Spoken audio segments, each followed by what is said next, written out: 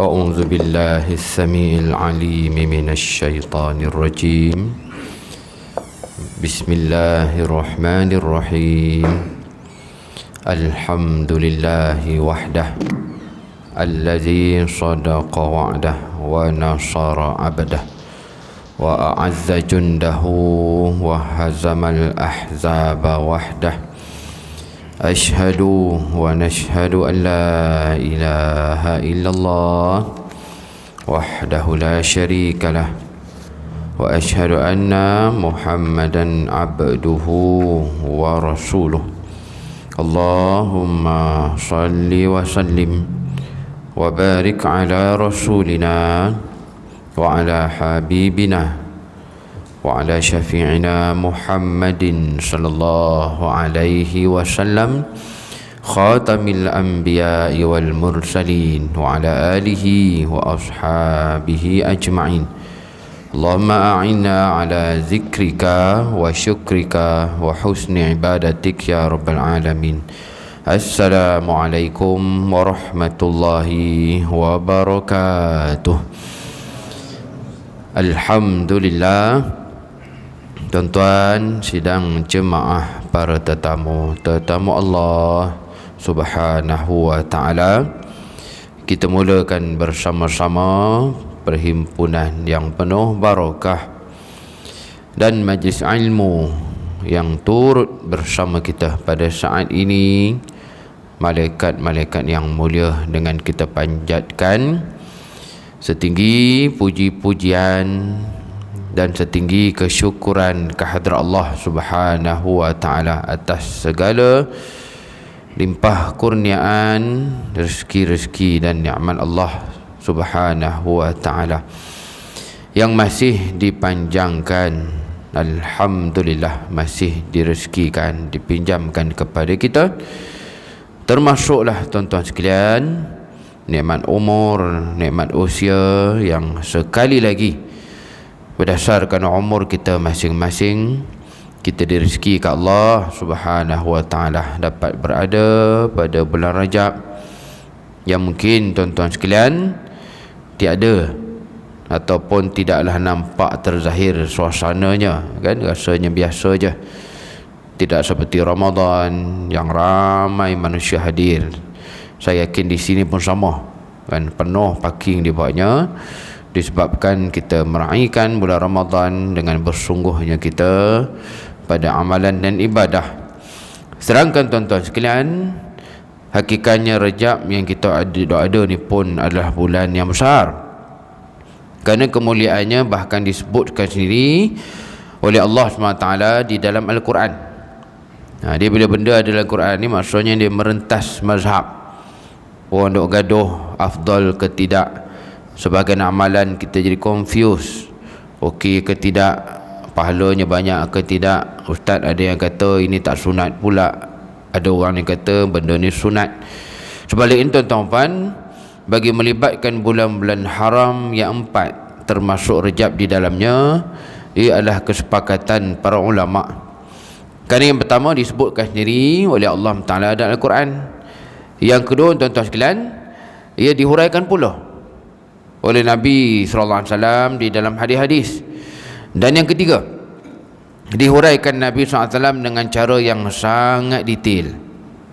Apa yang kita lihat seperti yang diriwayatkan oleh Imam Al-Bukhari rahimahullah, setelah Allah Ta'ala sebut bulan-bulan suci itu ada 4, yang mana tuan-tuan memang kalau kita cari nama Rajab tak ada. Takat tuan-tuan bertadarus khatam Quran dah berkali-kali, saya yakin tak jumpa perkataan Rajab, yang adanya Ramadan. Tapi sebenarnya disebut oleh Nabi SAW secara tersirat ataupun dijelaskan Nabi dalam masa yang sama. Tuan-tuan sekalian, betapa besarnya Rajab ni, Nabi bukan takkan sebut nama, tapi bahkan Nabi siap sebut Rajab tu di mana. Itu yang menariknya dalam sabda Nabi SAW. 4 bulan suci itu Nabi bahagi 2. Bahagian pertama, kata Nabi SAW, salah satu mutawaliyat, 3 yang berturut-turut. Dan 3 berturut tuan-tuan sekalian menariknya start bulan 11. Bulan 11 ni kalau siapa yang hafal dia punya kedudukan dia, itulah dia bulan Zulqa'dah. Dalam hadis bahasa Arab sebut Zulqa'dah. Ni kan orang kata malang kesian bulan-bulan Islam, dan saya yakin kalau nombor turutan dia ramai kita yang tak dapat nak sebut kan. Dia tidak seperti bulan-bulan Masihi. Bulan Masihi kan, kalau ada yang tanya bulan 4 tu bulan apa, heran kita dengar kan, atas bawah kita pandang. Dia ni betul bulan 4 April lah. Kalau ada orang tanya bulan Ogos tu bulan berapa, dia ni tak sekolah ke apa kan, duduk lautan ke apa. Ogos bulan 8 lah. Tapi malang tuan-tuan sekalian, bila melibatkan bulan-bulan Islam, tahun hijrah dan seumpamanya, kita lah yang abaikan kan. Padahal ni bukan kalender non-Muslim, kalender kita ni. Maka tuan-tuan sekalian, itulah dia bulan 11 Zulkaidah, bulan 12 Zulhijjah. Apa lagi satu yang teruk tu? Lagi satu itulah patah balik kata Nabi, wal Muharram. Dan juga 3 berturut tu bulan Muharram. Dan apa yang menarik juga tuan-tuan puan, biasa benda yang last kali ni kan kita selalu tunggu-tunggu, baik hadiah ke, penghargaan ke, apa-apa pencapaian, pengumuman yang last kali ni kita rasa besar lah. Macam itu pun kan, sambutan apa yang pertemuan kita kali pertama tu, yang paling hebat tu selalu diumumkan last kali kan, bersorak-sorak budak-budak itu. Jadi tuan-tuan sekalian, menariknya bulan yang terakhir daripada 4 bulan suci yang Nabi sebut, terakhirnya itulah kata Nabi SAW, wa Rajabu Mudar, dan itulah dia Rejab Mudar. Tak cukup Nabi sebut nama tu, dan Nabi huraikan pula Rejab yang mana, duduk di mana. Yang kalau ikut logik kita dan sebut nama pun tahu dah, mana ada Rejab 1, Rejab 2. Bulan Rejab dalam kalender Islam itulah 1 Rejab, tak ada 2, 3, tak ada confuse. Tapi balik Nabi huraikan Rejab yang di mana, allazi baina Jumada wa Sya'ban, Rejab yang duduknya di antara Jamadil Akhir dan Sya'ban. Sampai macam tu sekali tuan, logik kita sebut nama pun cukup dah, tak ada dah Rejab yang lain, itulah 1 Rejab. Justru tuan-tuan sekalian, apa yang kita bincang ni sebagai mukaddimah, akhirnya dia balik kat kita. Betul ke kita rasa Rejab tu besar? Betul ke kita anggap Rejab tu bulan suci, bulan mulia? Kita lah yang kena sebut kepada keluarga, kepada anak-anak. Kerana pada akhir tuan sekalian, baik tempat yang mulia, tempat yang mulia ni banyak kat tanah suci lah, ataupun waktu masa yang mulia, kemuliaan tu tetap berlaku di sisi Allah Ta'ala walaupun kita tak rasa apa. Tu masalah kamu lah, siapa suruh tak rasa. Dia macam di tanah suci tuan, sekarang ni dah jadi macam pesta tuan-tuan. Kalau mengerjakan umrah sekarang ni dah tak ada musim tak penuh, sepanjang masa penuh. Yang kita pun tahu, menjak Covid ni dah dibuka seluas-luasnya peluang untuk kita mengerjakan umrah. Siap visa ada 2 jenis. Kalau visa pelancong untuk apply sambil minum kopi kat rumah boleh, tak gaduh tuan, nak keluar rumah tak payah, online je. Jadi apa kesan dia? Kesan tuan-tuan sekalian, sekarang ni nak pergi ni pun boleh, backpacker pun boleh, beli tiket ni pun boleh, tak ada masalah. Kesannya ada dah sekarang ni menjadi kebimbangan. Saya ni tak terlibat lah sebagai travel umrah, sebagai mutawif, tapi sahabat-sahabat bercerita, tuan-tuan boleh baca lah, orang cerita kat internet. Ramai dah yang bimbang, jenis-jenis pergi mengerjakan umrah tak tahu study ke tidak, ada mutawif ke tidak kan, ada geng ke tidak, jenis pergi sendiri. Dalam masa yang sama, takut-takut banyak yang tak sempurna. Yang takut-takut bila tak sempurna tu tak pula digantikan dengan bayar dam. Macam-macam tuan. Ada yang itu siap share dia punya kaedah mengerjakan umrah kalau transit selama 20 jam. Katanya dia transit 20 jam di Saudi, dia daripada perjalanan jauh lah Di 20 jam tu siap dia ajar tu, siap masa berapa lama daripada airport, naik apa berapa lama pergi Masjid Haram, kemudian tawaf tu siap anggaran, tawaf berapa lama, sa'i berapa lama, nak mikot kat mana pun semua dia siap dibuat turutan tu komplit. Sampai akhirnya dia dapat balik semula ke airport tu lebih kurang 2 jam sebelum berangkat balik. Maknanya pada logiknya kan dia sempat buat umrah. Satu umrah sempat dia buat dalam keadaan dia transit selama 20 jam. Masalah tuan dia sebut tu detail betul, sebenarnya tujuan memang nak ajar, elok lah kan, tip cara-cara menjalankan umrah express. Tapi dalam turutan yang dia ajar tu, akhirnya orang pun tanya kat dia, mana dia tawaf wada'?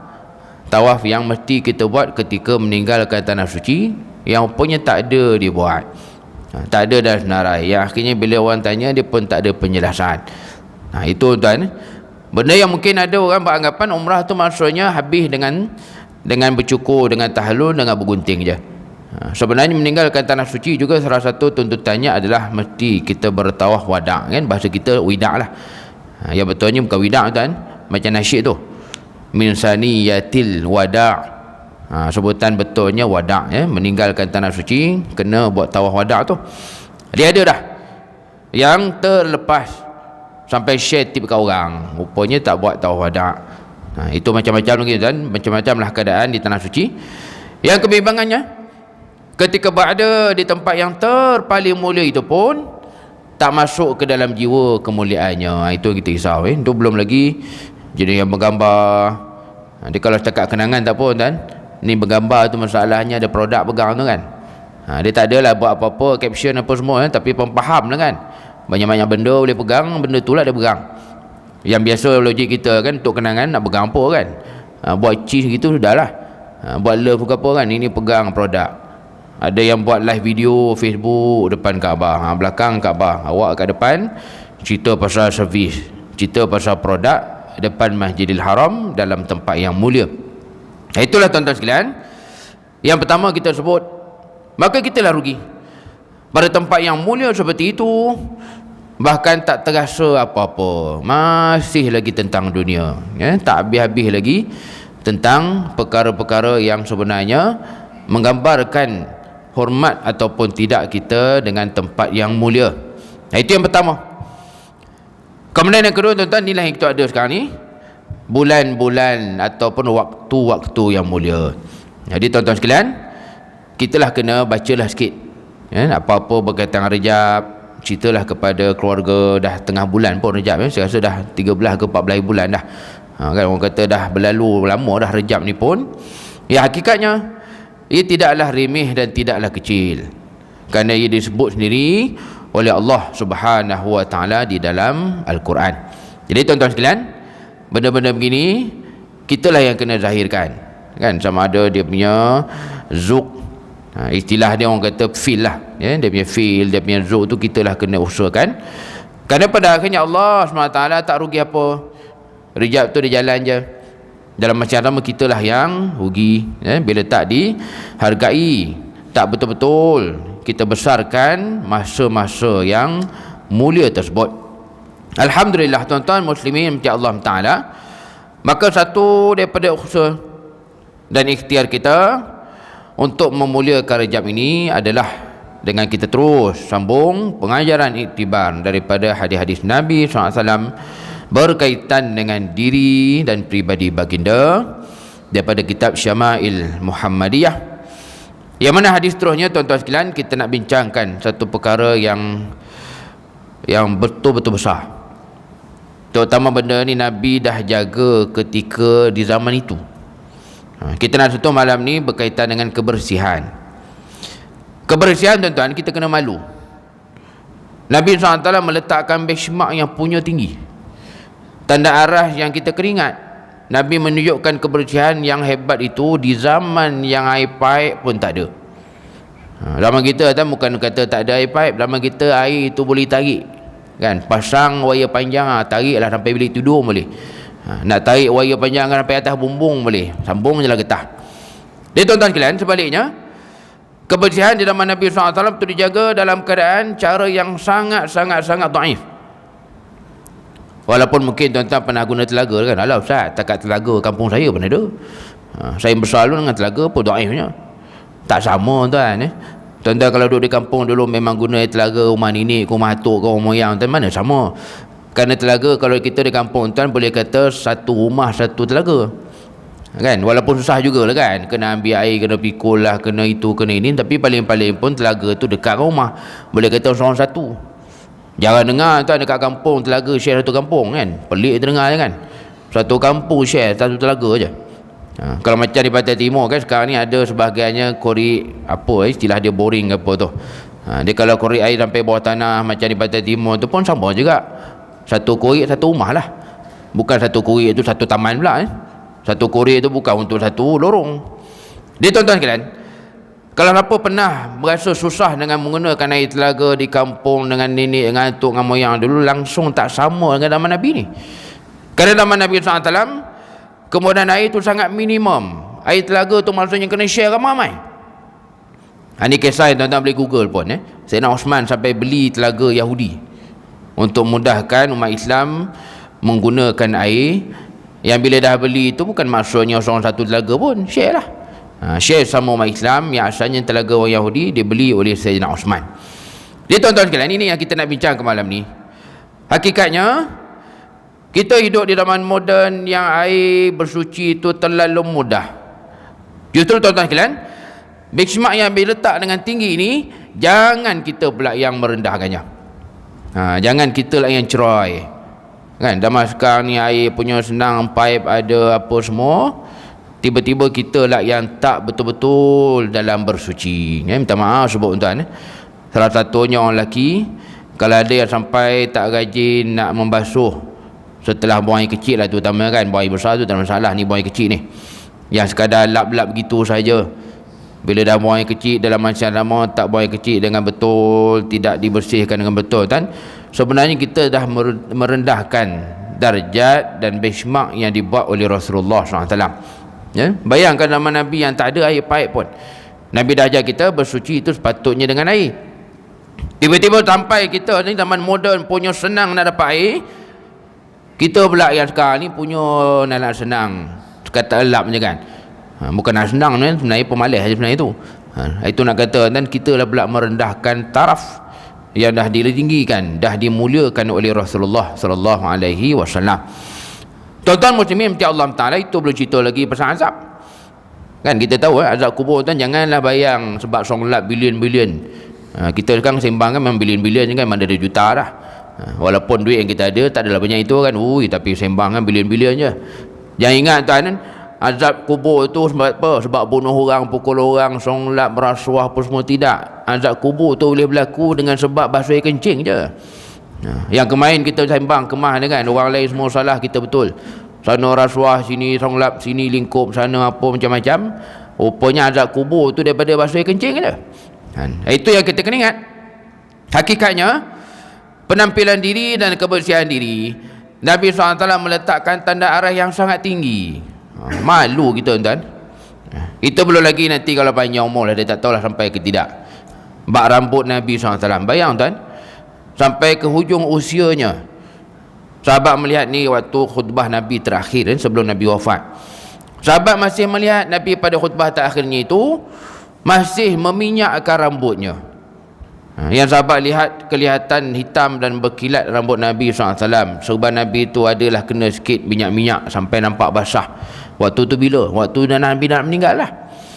Yang mana tuan, Nabi menjaga penampilan sampai kan pakai minyak rambut. Walaupun kita tahu zaman Nabi bukannya pejabat pun, office tak ada, pajak tak ada, apa semua tak ada. Dan Nabi SAW hidup di zaman yang itu tuan, kalau tak jaga penampilan pun siapa nak marah kan. Zaman tu bukan zaman macam kita ni kena handsome kemas. Malu kita tuan. Yang zaman kita lah terbalik kan. Yang mungkin kita boleh beranggapan minyak rambut ni tak penting apa pun. Kalau Ustaz ingatkan sunnah ni puasa banyak-banyak ke, sembahyang banyak-banyak lah, pakai minyak rambut lah dah. Itu pada kita sampai jadi benda remeh. Yang saya yakin kalau siapa bekerja kan lepas pencin, elok je lepas pencin, kemungkinan minyak rambut tu buang kot. Sebab apa, dia tak masuk office dah. Kalau pakai minyak rambut takut-takut risau kat bini kan. Abang ni gimana ni bang, tak kat surau takkan minyak rambut pula. Padahal itulah apa yang Nabi jaga sungguh-sungguh sampai ke hujung usianya. Tiba tangan kita, kitalah yang serabai. Tiba tangan kita dan kitalah yang bersepah dia punya janggut misai tak dikemaskan. Dalam masa yang sama, Nabi sebenarnya meletakkan tanda arah yang terlalu tinggi. Yang zaman tu salon pun tak ada, barber shop pun tak ada kan. Dulu-dulu tuan, orang yang gunting rambut selalu non-Muslim je. Sekarang orang kita pun dah banyak gunting rambut dah. Itu pun dengan hebatnya kita zaman sekarang ni pun ramai lagi yang tidak merasa pentingnya menjaga penampilan diri. Ingat tuan sekalian, Nabi SAW tak pernah kompromi dengan penampilan dirinya. Dan ini salah satu Yang kita akan lanjutkan malam ni, tuan-tuan, Allah Ta'ala ni pun benchmark yang tinggi. Yang kalau betul-betul Nabi nak buat, kan, boleh jadi tiap-tiap hari kita berdosa je. Apa dosa ini? Dosa hari ni tak gosok gigi 5 kali. Mujur, tuan, Nabi tak suruh, tak wajibkan. Yang akhirnya kata Nabi SAW, laula an asyuqqa ala ummati, kalau tidak benda ni menyusahkan umat, la amartuhum bisiwak inda kulli salah, aku akan arahkan umatku bersugi setiap kali nak semayang. Kita kan konon-konon pembersih ni rasa-rasanya 2 kali dia pun dah hebat kan. Kalau anak tu kan jenuh marah, sebelum tidur, bangun tidur kan, gosok gigi, rasa dah bersih semua kan, rasa sampai kelat lah mulut tu banyak, dengan gosoknya, dengan listerinya, setiap 2 kali 3 kali lah. Rupanya 2 kali kita tu masih rendah sebenarnya, masih low class lagi sebenarnya. 2 kali kita tu Nabi rupanya bahkan suruh kalau boleh 5 kali. Itu di Taman yang tak ada doktor gigi pun, fakulti pergigian, doktor gigi, ubat gigi, apa semua tak ada. Tapi itulah tanda arah yang letakkan Nabi SAW untuk ingatkan kita, tuan sekalian, kebersihan bukan benda yang dikompromi oleh Rasulullah SAW. Dia jangan anggap itulah Islam. Kalau penampilan kita tak apa rupa, kebersihan pun tak jaga, lepas buang air main lap-lap je, kita sebenarnya merendahkan taraf yang dah ditinggikan oleh Rasulullah SAW. Yang mana hadis malam ni diriwayatkan oleh Sayyidina Abdullah bin Abbas, ataupun selalu disebut sebagai Ibnu Abbas. Tuan-tuan sekalian, inilah kita sebut dahulu, sahabat bila dipanggil Ibnu, kebiasaannya nama mereka ni Abdullah.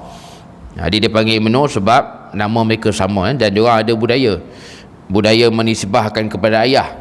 Ibnu Abbas ni maksudnya anak Abbas lah. Kita tuan sekalian tak ada budaya gitu.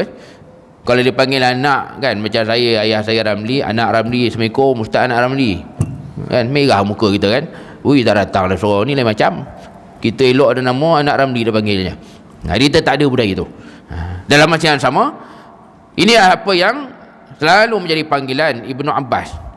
Yang menariknya, Abdullah bin Abbas ni ada jadi pada lain. Tapi tuan-tuan sekalian, automatik bila panggil Ibnu Abbas maksudnya Abdullah tu. Walaupun dia ada abang, abang ni pun meriwayat hadis juga. Abang Abdullah ni nama dia Fadal bin Abbas. Tapi selalu bila panggil Ibnu Abbas ni memang Abdullah lah. Orang takkan faham Fadal ke adik dia ke abang ni ke, tak ada. Automatik Abdullah itulah yang akan difahami bila disebut dengan panggilan Ibnu Abbas. Tuan-tuan muslimin macam Allah Ta'ala, kata beliau, Nabi SAW mempunyai gigi yang berbaris, tidaklah terlalu rapat. Dan beliau menyebutkan lagi bahawa Nabi SAW ketika berbicara, ketika bertutur dan berkata, yang terlihat daripada gigi Nabi SAW itu hanyalah cahaya kebersihan, sesuatu yang bersinar bila melihat Nabi SAW bercakap dan ketika kelihatan giginya. Atau kama qala, diriwayatkan oleh Imam At-Tabrani dan juga Imam Al-Baihaqi. Tuan-tuan muslimin macam Allah Subhanahu wa taala, maknanya tajuk kita malam ni melibatkan gigi Nabi SAW. Macam mana Nabi menjaga giginya. Kan pada kita gigi itu benda personal, benda dalam mulut. Macam tuan-tuan kita dan minat kat siapa-siapa tokoh sekalipun, kalau dalam politik kan, color tu ke, color ni ke, ataupun tuan-tuan kalau melibatkan siapa-siapa sajalah, alim ulama ke, tuan guru ke, saya kira tuan sekalian, untuk ukuran zaman sekarang mana kita ambil tahu dia gigi kan. Tuan guru sekian-sekian, ustaz gigi dia ustaz, eloknya mana ada tuan. Saya rasa kalau kita tengok penampilan pun paling-paling dia punya serban je. Dia punya serban ke, dia punya rida ke, dia punya jubah ke, benda dalam mulut syekh tu mana lah kita tahu. Alah ustaz, benda dalam mulut dia mana lah saya tahu. Itulah tuan-tuan sekalian beza kita dengan para sahabat. Betapa terlalu detail dan prihatinnya mereka dengan apa saja yang melibatkan Rasulullah sallallahu alaihi wasallam. Ini pun satu hal tuan. Nabi meletakkan tanda arah yang tinggi. Dalam macam mana sahabat pun sama.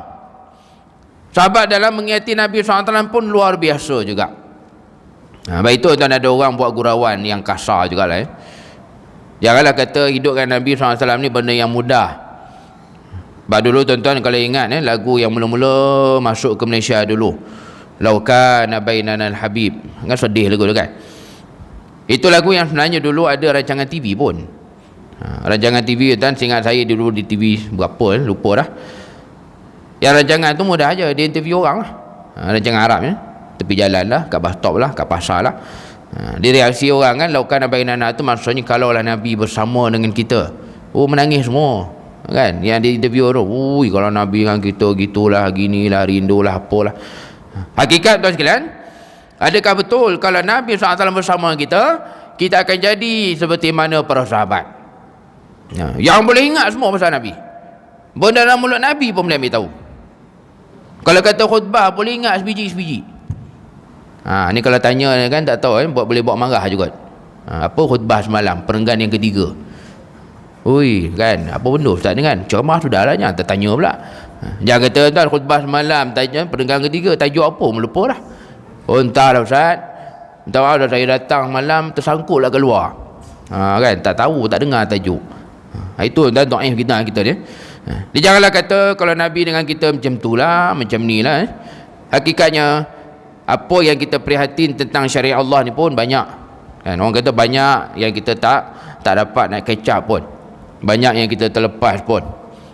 Sampai ada lah orang sebut kan, tak tahu apa jadi dengan hadis Nabi kalau kita ni lah sahabat Nabi.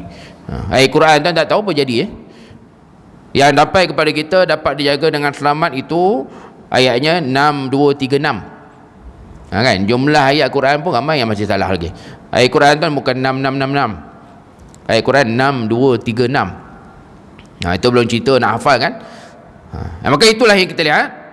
Pada akhirnya mereka yang bersama dengan Nabi SAW adalah manusia-manusia yang luar biasa. Jangan ceritalah dia punya jihad, itu besar sangat. Kita tengok mereka punya prihatin pun lain macam dah. Mereka punya ingatan pun dah luar biasa dah kan. Benda yang pasal Nabi ni terlalu detail, mereka ambil tahu ke semuanya. Yang saya boleh jamin tuan-tuan sekalian, hatta ini tidak kita buat kepada pasangan kita pun. Ini kita tidak prihatin kepada anak kita pun. Kan kadang tuan orang yang anak hilang dekat shopping mall kan, jalan-jalan sana sini, mak bapak ralik entah ke mana, anak pun hilang. Biasa tuan kalau kata anak yang dicari di pasar raya tu kan, bila mengadu kat guard ke kat kaunter ke apa kan, dia akan tanya lah kan, anak nama apa, lelaki ke perempuan kan. Yang kalau ada tanya detail pun kan, anak baju apa kan, color apa. Dia agak-agak tanya lelaki-lelaki ni kan, kalau tanya soalan anak baju apa, colornya boleh ingat ke? Tak tahulah, tapi anak saya pakai lah baju tadi. Kan tak adalah telanjang lah kan, tapi warna apa tak ingat.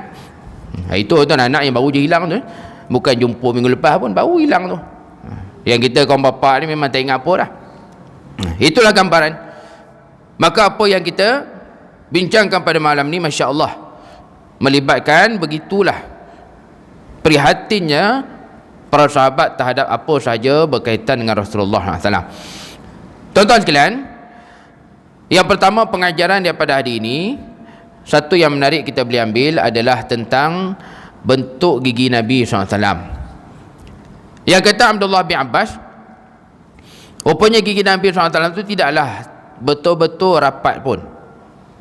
Dia bukanlah betul-betul dia rapat sungguh-sungguh tu, maknanya adalah renggang sikit.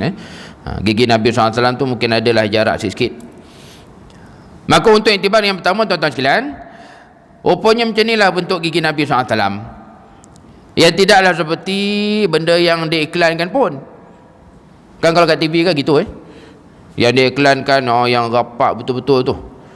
Sampai dulu jadi fenomena lah, saya tak tahu sekarang tapi dulu tuan sampai jadi trend. Yang gigi elok pun dibersihkan kan, sana sini orang pasang besi kat gigi. Sampai saya ingat lagi, kalau tak silap di Terengganu dulu ditangkap doktor palsu yang kerjanya masangkan besi kat gigi orang. Yang tak faham betul tu orang yang serah gigi tu kan. Doktor tak, memang bukan doktor pun, budak muda punya. Waktu dia tangkap saya ingat lagi, baru awal 20-an, yang memang confirm bukan doktor gigi pun, tapi tak apalah kan, apa kena rasuk lah tuan gigi tu. Dia sanggup serah gigi nak letakkan besi kepada orang yang bukan doktor gigi pun.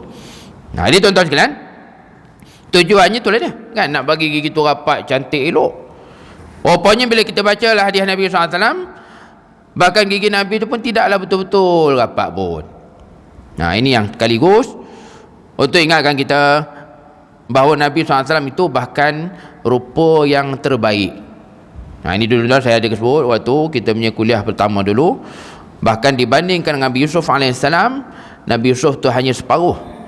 Dalam sabdanya Nabi sebut Syatrul Hasan, separuh saja Nabi Yusuf tu daripada sempurnanya rupa Nabi SAW.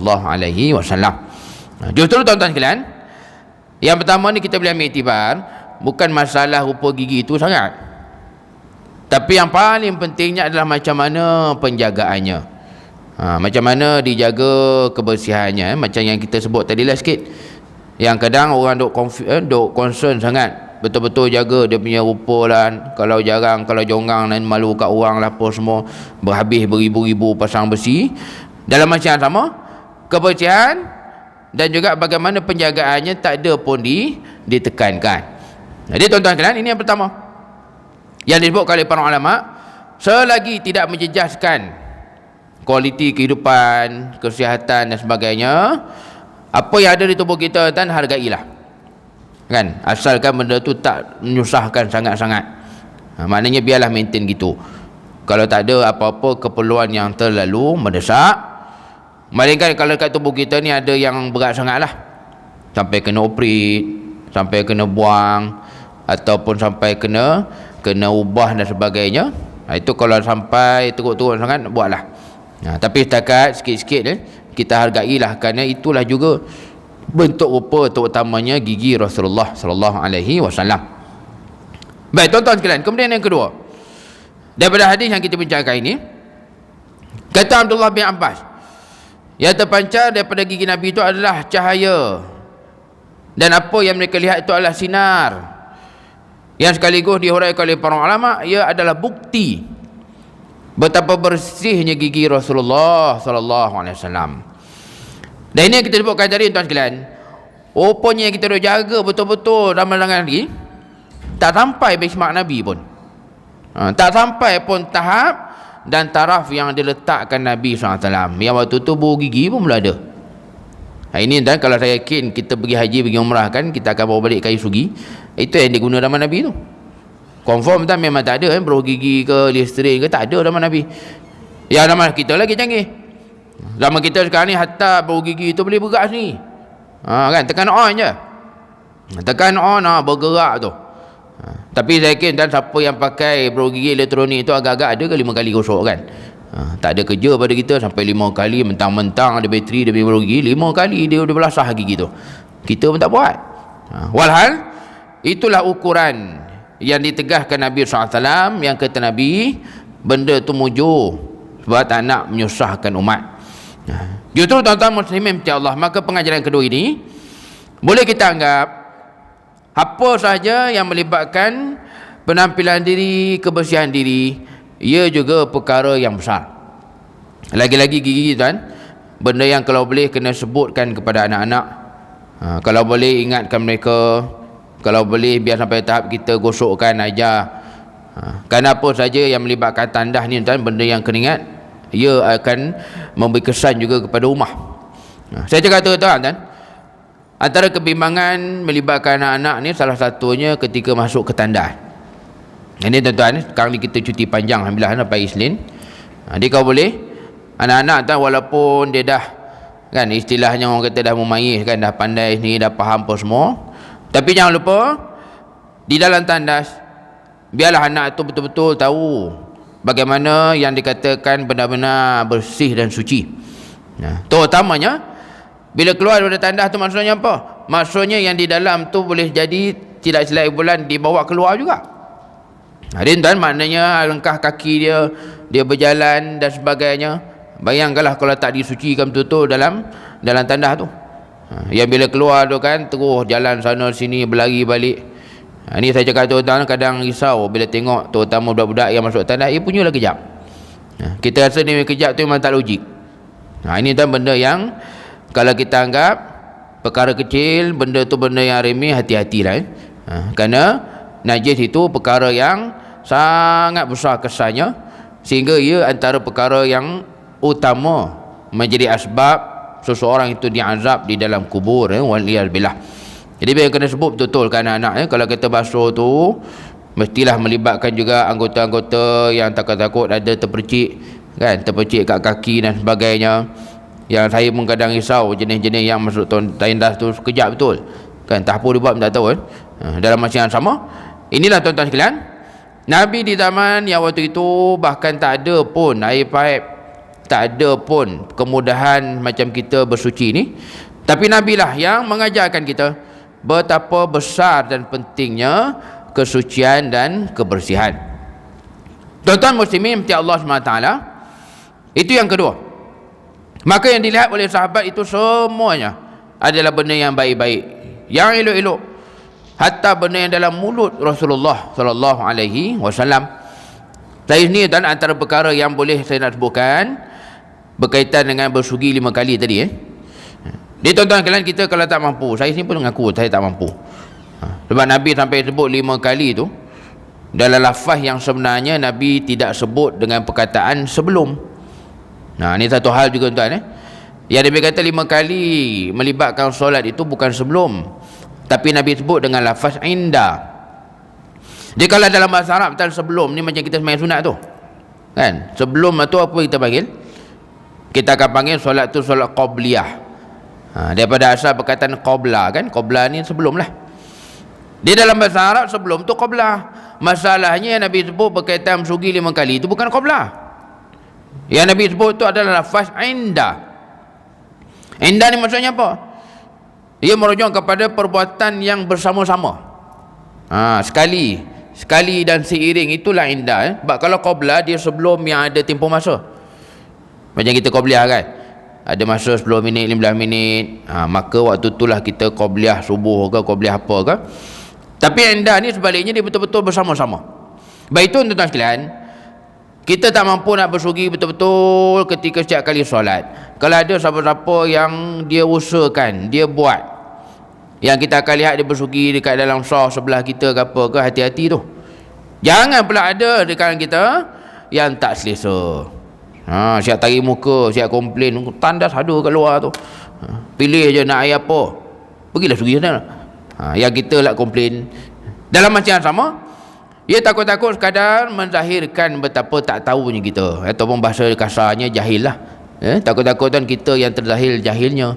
Kerana Nabi bukan kata bersugi sebelum, yang Nabi kata bersugi itu di sisi solat. Jadi kalau secara logik dan inda kulli solat itu maksudnya waktu dalam saf lah.